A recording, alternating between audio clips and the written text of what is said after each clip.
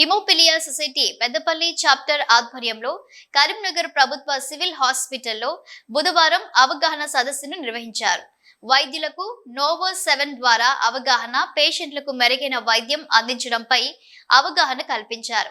Haemophilia society Peddapalli chapter secretary doctor Erla Srinivas మాట్లాడుతూ haemophilia వ్యాధి జన్యు సంబంధమైనదన్నారు.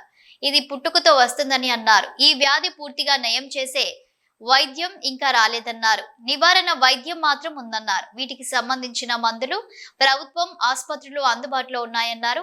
హిమోఫిలియా సొసైటీ పెద్దపల్లి చాప్టర్ వ్యవస్థాపక సభ్యుడు వాసుదేవరావు మాట్లాడుతూ మార్చిని రక్తస్రావ మాసంగా పరిగణించడం జరుగుతుందన్నారు. ఈ సందర్భంగా అవగాహన కార్యక్రమంలో ఏర్పాటు చేయడం జరిగిందన్నారు.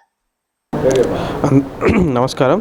ఈరోజు హిమోఫిలియా సొసైటీ పెద్దపల్లి చాప్టర్ గారి తరపున ఈరోజు కరీంనగర్ గవర్నమెంట్ ఆసుపత్రిలో వైద్యులకి అవగాహన సదస్సు మరియు పేషెంట్స్కి హిమోఫిలియాపై సందిగ్ధాలు, వాళ్ళ ఏమైనా డౌట్స్ ఉంటే వాటిని అన్నింటినీ క్లియర్ చేద్దామని చెప్పేసి ఒక ప్రోగ్రాం నిర్వహించుకుంటున్నాము. ఈ ప్రోగ్రాంకి మనకి నోవా కంపెనీ వారు మనకి వైద్యులకి ఏ విధంగా మెరుగైన వైద్యాన్ని అందించాలనే సదృద్భావంతో ఈరోజు ఈ ప్రోగ్రాన్ని కండక్ట్ చేసుకుంటున్నాము.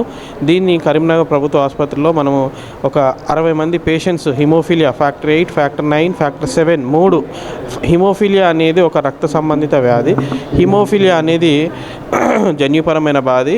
ఈ వ్యాధి అనేది ఎక్స్ క్రోమోజోమ్ లోపం వల్ల ప్రాబ్లం అనేది వస్తుంది. సో దీనికి పుట్టుకతో వస్తుంది.